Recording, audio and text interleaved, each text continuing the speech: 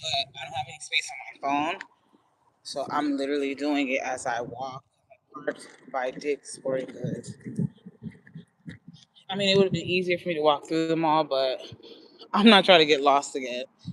So, um, I really need the world to give Baton Rouge, Louisiana a chance.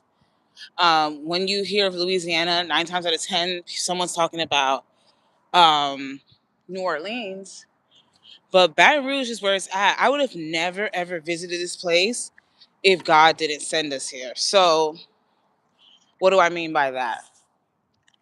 February 2025, we were, our lease was over. To rewind a little, my husband lost his job. That's another situation for another time. And he was like really uncertain about our next move. But I was already getting tired of Orlando. We were living in Orlando for 5 years at that time. We got there in 2020. And I feel like 5 years is enough time to get yourself situated in Orlando and move on to bigger and better things. So our lease is over. We didn't renew it because the apartment that we were in, it had roaches, but it wasn't like super infested. But that wasn't just somewhere that I wanted to stay in.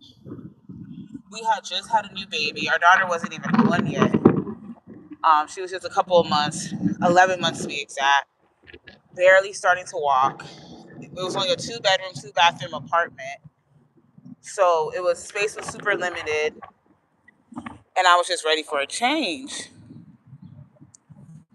So our lease, we didn't renew it because they were upping the rent as well. And I'm like, listen, your property has a roach issue.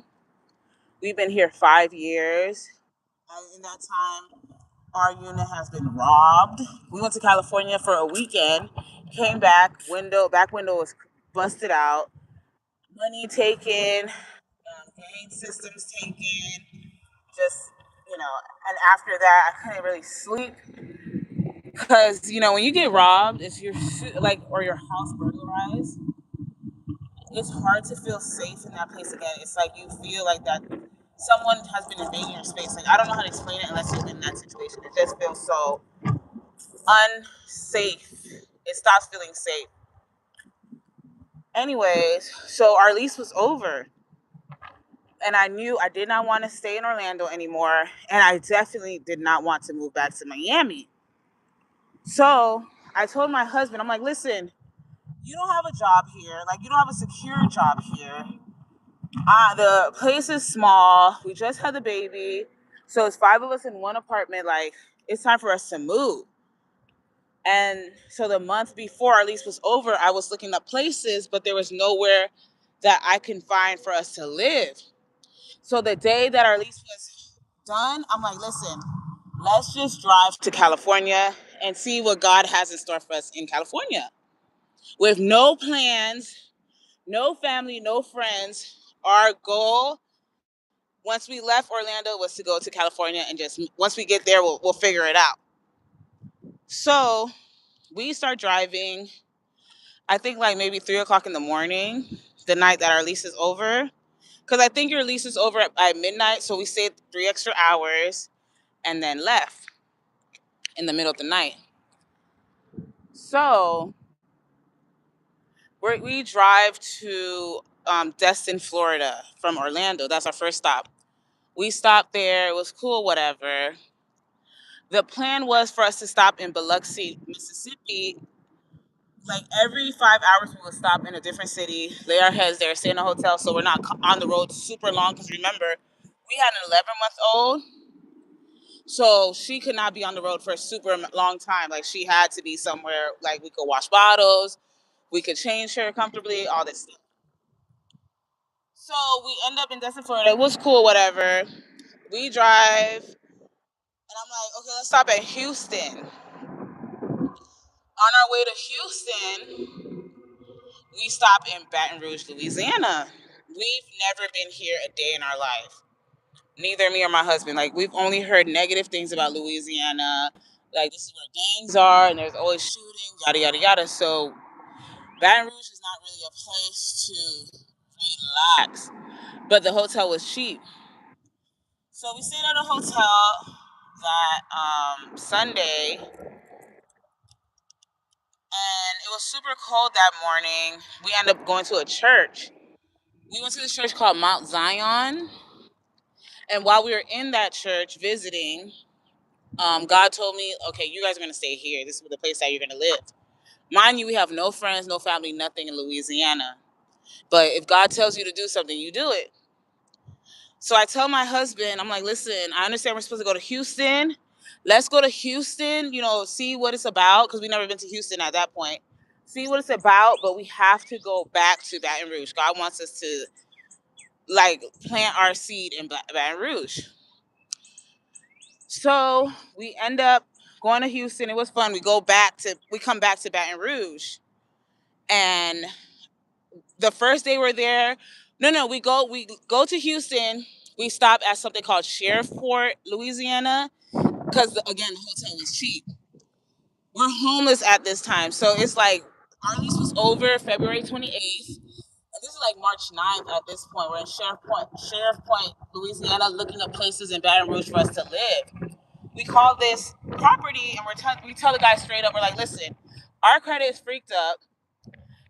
We have no job here. We have no prospects. We were not even looking for jobs. We're able to pay you, your first last security, but we don't want you to do like background checks and all this stuff because we already know, or credit checks, we already know we'll get denied. So the property manager is like, you know what, it's cool, whatever, don't worry about it. But I still have to do the application. I'll let you guys know if you're approved. So me and my husband send the money. Long story short, we end up being approved for the apartment with no job, no nothing in Baton Rouge. We move in, and it's like, ever since we've been here, God has been opening so many doors. Again, we do not know anybody here, nothing. When I tell you our rent has been paid by others about 4 times, I never had to beg. I never had to ask. I never had to open up a GoFundMe. I never had to hint or drive, nothing. God opened those doors. Or we had different bills paid for us. There was one time I was sitting at a bus stop with my kids. I think we were waiting for the bus or something like that. We were sitting at the bus stop, and some man runs up to me with like money in his hand, and he runs to me. He gives me the money. Like, we've been blessed in ways you cannot even understand in Baton Rouge.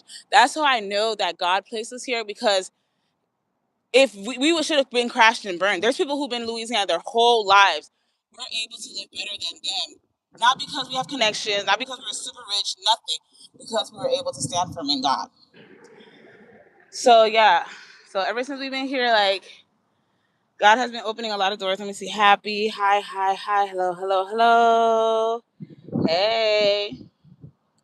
So yeah, God is good. Like right now, the weather feels good. I'm outside. Me and my husband are having like a little tiff. So I got out the house. You handle your kids, sir. Let me do my thing. But I'm about to go home because I miss the kids. And I'm done. I was at the mall. I didn't find anything. I came here for a concealer. I'm looking for the car as we speak. But I came here for a foundation. Didn't find ish. So yeah, there's a reason why we're in Baton Rouge. And I'm super excited to find out like what God has in store for us. Because I wish I could remember all the blessings that have happened since we've been here.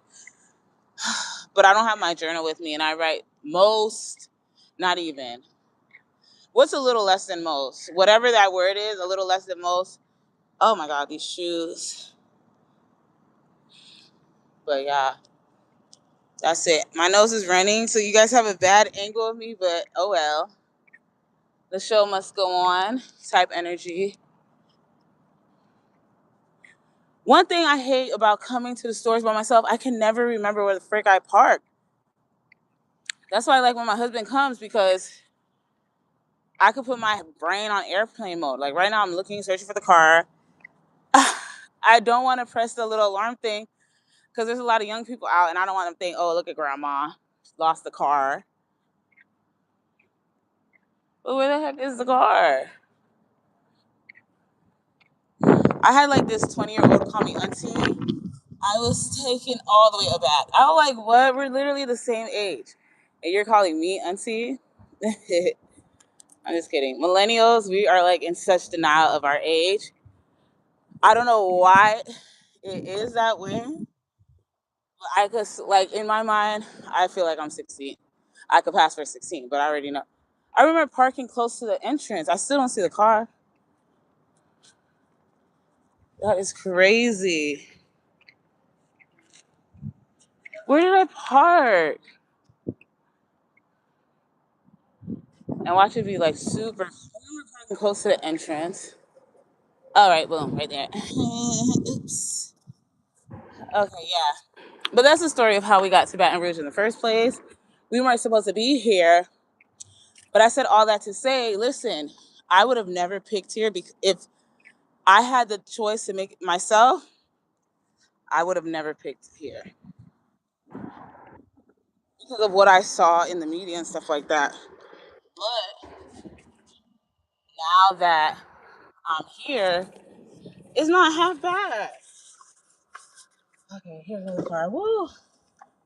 I did something. I got my steps in today, honey. I got my steps in, hun.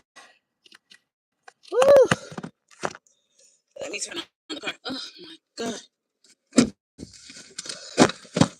I got my steps in, honey. The reason it was so hard for me to walk is because I had my freaking laptop in my bag.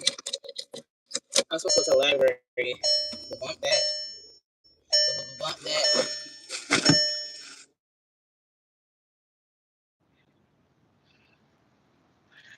Let me go home because I have to use the bathroom. Like I have to pee. Okay. Woo! Everybody go. Square boots and why you something?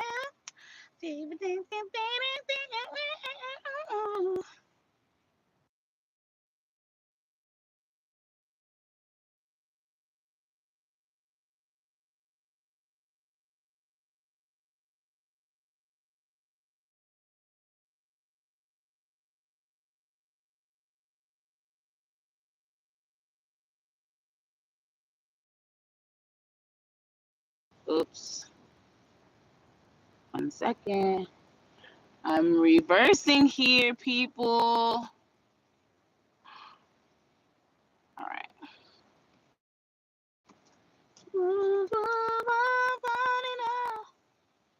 Oh, okay. Let me just like park to the side.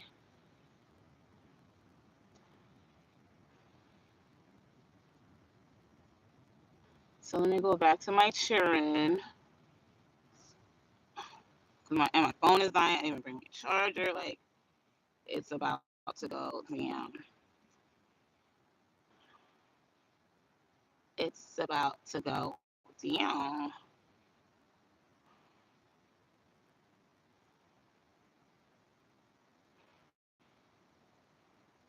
Oh my gosh, period. This is my jam.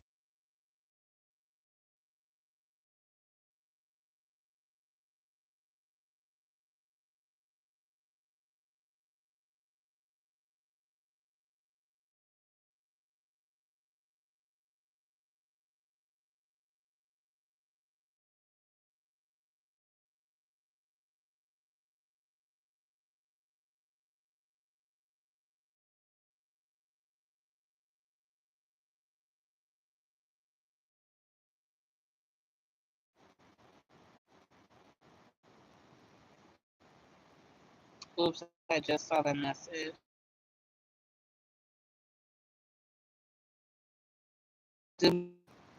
I'm now